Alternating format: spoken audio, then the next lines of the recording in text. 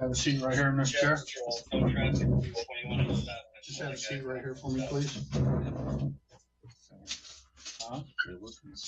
So this is the courtroom and the prosecuting attorney and court-appointed attorney, MIDC attorney. Okay? Do I have to do this? I've just talked to him, and it's not gonna hurt you in no way. They're just gonna talk to you, okay? I don't want to. Good afternoon, Mr. Gill or Mr. Gilly. How do you pronounce your last name, sir? Yeah, I don't want to talk to you. Okay. Well, we're on the record in case number 25-5222, FY. You're appearing for arraignment purposes this afternoon. We have Ms. Mistley, the defense attorney, available through the Indigent Defense Counsel, who will be assisting you with this arraignment. And what I'm going to do is to place you and Ms. Mistley in a breakout room. It's a place really where you will have a private conversation with her, not on the record, so that she can go over the issues regarding the arraignment before we continue.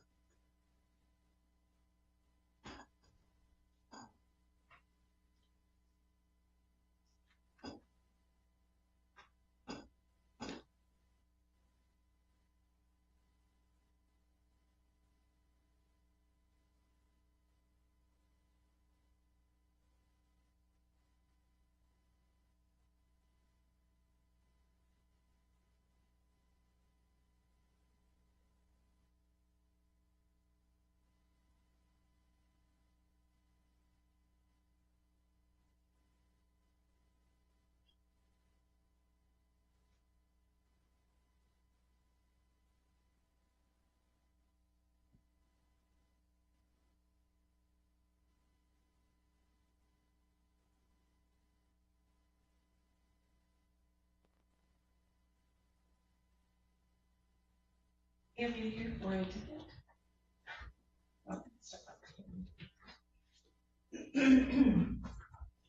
Sorry, No, it's okay. you have. Yes, 17.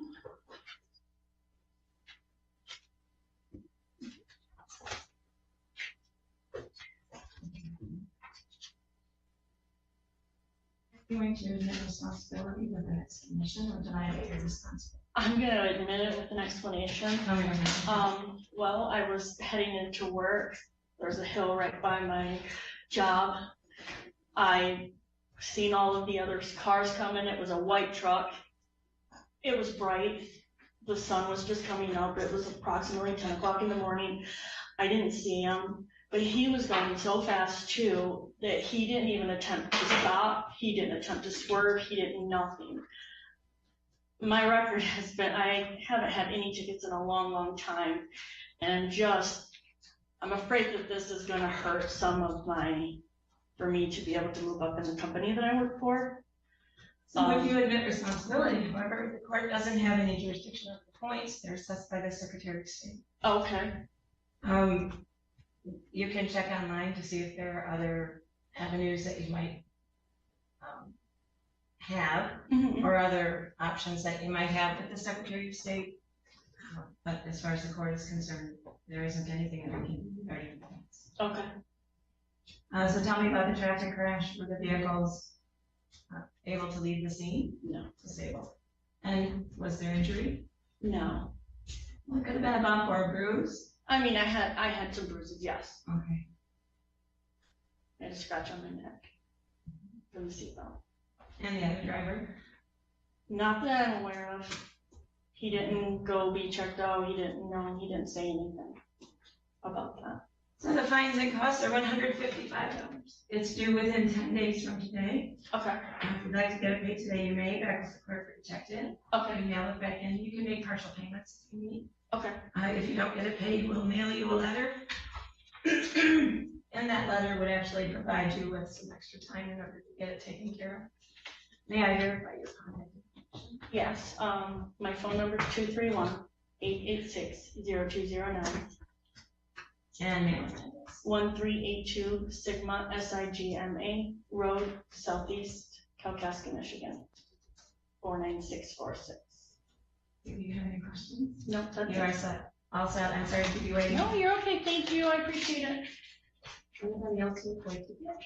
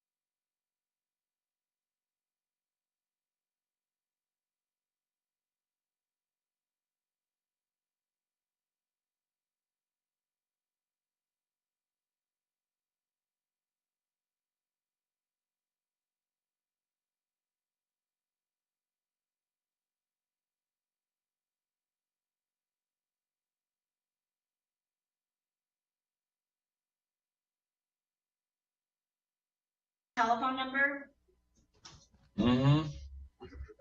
What is that? 989-614-5484. what is your mailing address? I don't really have one right now.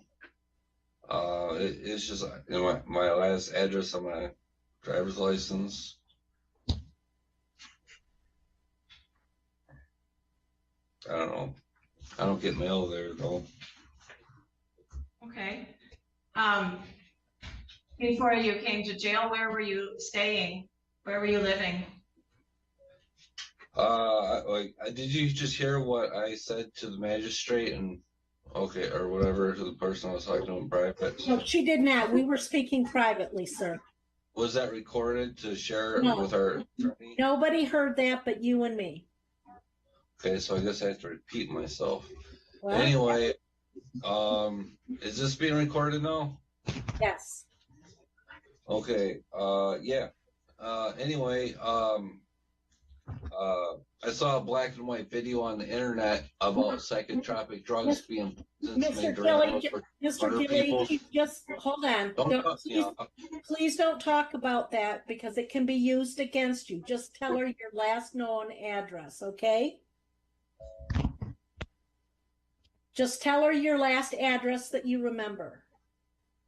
Yeah, it's on my license, 1355 Mackinac Ave, Okay, Sheboygan, Michigan, thank you. 9721, yep. Do you receive any source of income or assistance? Yeah, What kind of income do you get? SSA. Do you own a vehicle? Not anymore. And do you have any money in a checking account or savings account? Any cash on hand? Not to give you. Well, this would be to see if you could hire your own attorney. Do you think you could qualify to hire your own attorney? Possibly, maybe if I save up some money. But not right now? You don't have enough right this minute? No. Okay. So I will appoint an attorney for you. I'm going to remind you that you have the right to remain silent. Anything that you say orally or in writing can be used against you. You have the right to have an attorney present during any questioning. If you could not afford an attorney, the court would appoint one at public expense. You have the right to have the attorney present during all subsequent court proceedings. You have the right to a preliminary examination. In this case, it will be scheduled for August 12th. It would be at 11 a.m. with Judge Stepka. Also, on August 6th, you'll have a probable cause conference. So we also have with us this afternoon Ms. Muggenberg, the prosecuting attorney for Grand Traverse County, and Ms. Muggenberg for the people. Do you have information you'd like me to know regarding bond? Yes, Your Honor. When you consider pretrial release, I've asked you to consider a number of factors, including prior criminal record. The defendant does have 2 prior assaultive convictions, as well as at least 1, if not more, malicious destruction of property convictions. Additionally, he does unfortunately have a history of mental illness, including prior involuntary hospitalizations. I'd also ask you to look at the seriousness of the offense. Clearly, this is one of the most serious crimes that someone can commit in the state of Michigan, and it has a huge impact on public safety. The probability of conviction is something else the court is told by statute to look at, and in this case, I can say as an officer of the court that the majority of this crime was caught on surveillance video. The defendant is not employed. Sorry? No, I didn't say anything. the defendant's not employed, currently homeless, and talking to his family. He has little to no contact with them, unable at this time to reside with family members. So we would ask the court to put in place a significant cash bond at this time. We believe that it's truly the only way to protect the public at this point. Thank you. Ms. Lee? Thank you. So the court will note that Mr. Gilly has no prior felony convictions. His last offense was over 11 years ago. He is,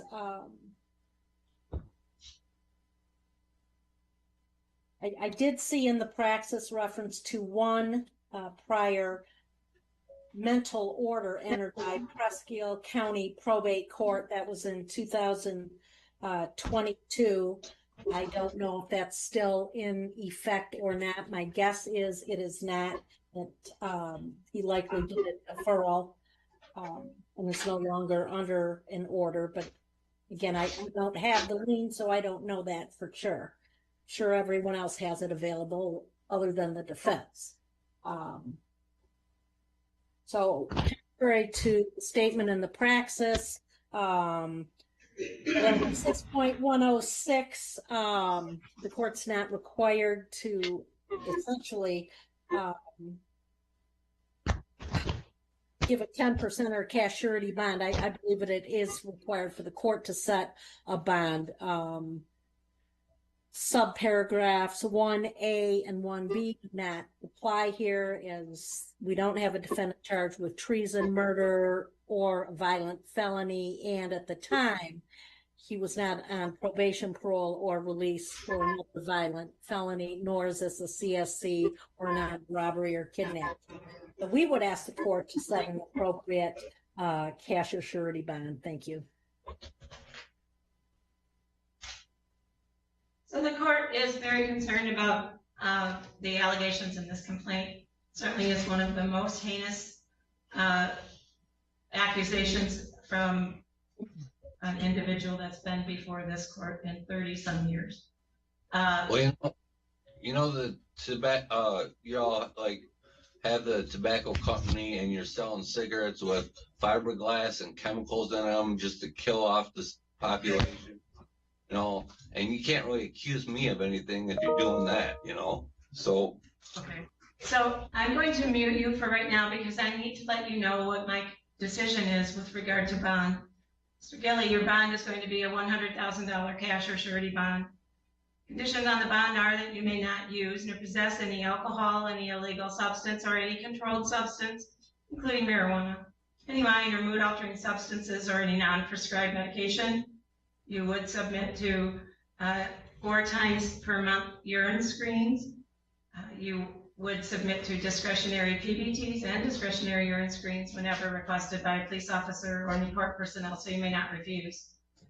You may not use nor possess any weapons of any sort, nor use any object as a weapon. You will have no threatening, intimidating, harassing, or violent behavior towards any person. Be respectful of all court employees and care providers during the course of your case. You may not return to any Walmart. You should hear from your court-appointed attorney by the 1st of next week.